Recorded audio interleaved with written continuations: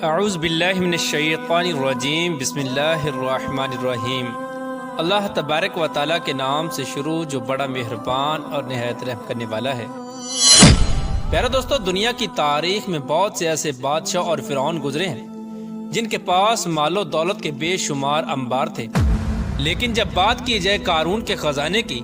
تو ان تمام تر بادشاہوں اور فرعونوں کے خزانے قارون کے خزانے کے آگے کچھ بھی نہیں۔ پیارے دوستو، قارون کے پاس کتنا خزانہ تھا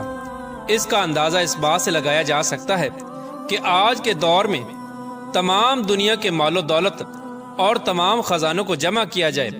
اور اس کا موازنہ کیا جائے قارون کے خزانے کے ساتھ تو تمام دنیا کی دولت اور خزانے قارون کے خزانے کا ایک معمولی سا حصہ بنتے ہیں، بلکہ قارون کے پاس اس سے بھی کہیں زیادہ مال و دولت اور کہیں زیادہ خزانے تھے۔ پیارے دوستو، حقیقت میں قارون کون تھا اور اس کے پاس اتنا خزانہ آیا کہاں سے، اور پھر اس خزانے کا وبال اس قارون پر کس طرح پڑا اور اس نے کس طرح اللہ تبارک و تعالیٰ کی نافرمانی کی، اور پھر اللہ تبارک و تعالیٰ نے اس کو کس طرح زمین کے اندر اس کے خزانے کے ساتھ غرق کیا۔ روایات میں آتا ہے کہ قارون بہت ہی خوبصورت آدمی تھا جو حضرت موسیٰ علیہ السلام کا چچا زاد بھائی تھا۔ وہ بنی اسرائیل میں توریت کا بہت بڑا عالم تھا اور یہ با اخلاق اور ملنسار انسان تھا، لیکن بے شمار مال و دولت کے آتے ہی ایک دم سے بدل گیا اور حضرت موسیٰ علیہ السلام کا بہت بڑا دشمن اور مغرور ہو گیا۔ پیارے دوستو، اس کے پاس اتنا خزانہ تھا کہ 70 اونٹ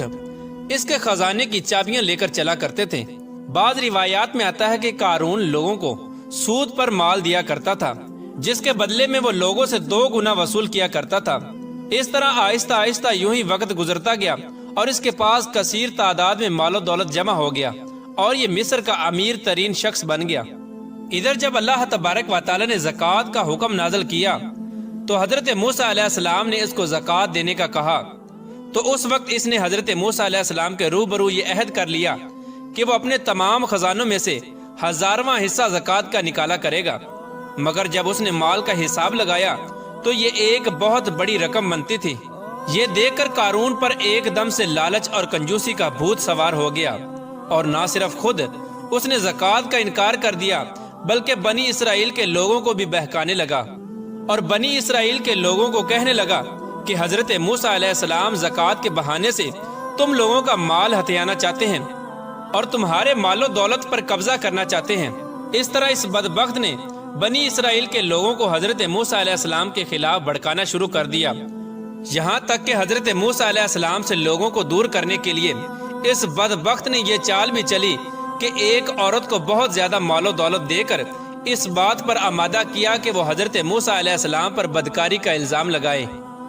چنانچہ ایک دن حضرت موسیٰ علیہ السلام ایک مقام پر کھڑے ہو کر بیان فرما رہے تھے کہ قارون نے حضرت موسیٰ علیہ السلام کو ٹوکا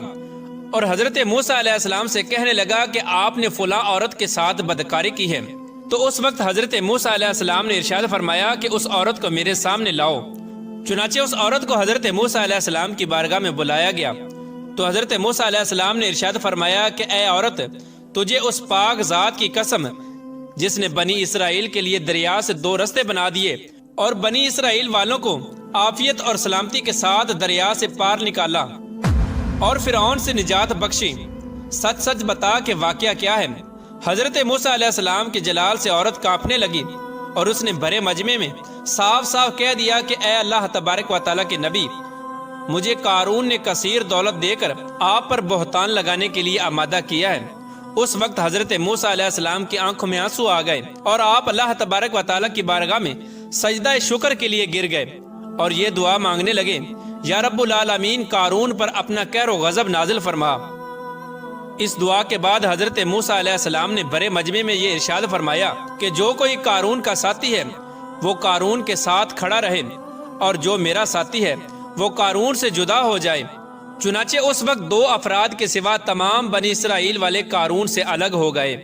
پھر حضرت موسیٰ علیہ السلام نے زمین کو حکم دیا کہ اے زمین تو اس کو پکڑ لے، تو اس وقت زمین نے قارون کو ایک دم گھٹنوں تک زمین کے اندر دنسا دیا۔ پھر دوبارہ حضرت موسیٰ علیہ السلام نے زمین سے یہی حکم ارشاد فرمایا تو قارون کمر تک زمین کے اندر دھنس گیا۔ یہ منظر دیکھ کر قارون رونے لگا اور التجائیں کرنے لگا اور اپنی رشتہ داری کے واسطے دینے لگا، مگر حضرت موسیٰ علیہ السلام نے قارون کی طرف کوئی توجہ نہیں فرمائی، یہاں تک کہ یہ بدبخت مکمل طور پر زمین کے اندر دھنس گیا۔ اس وقت وہ دو آدمی جو قارون کے ساتھی تھے وہ لوگوں سے کہنے لگے کہ حضرت موسیٰ علیہ السلام نے قارون کو زمین کے اندر اس لیے دنسایا ہے تاکہ حضرت موسیٰ علیہ السلام قارون کے خزانوں پر قبضہ کر سکیں۔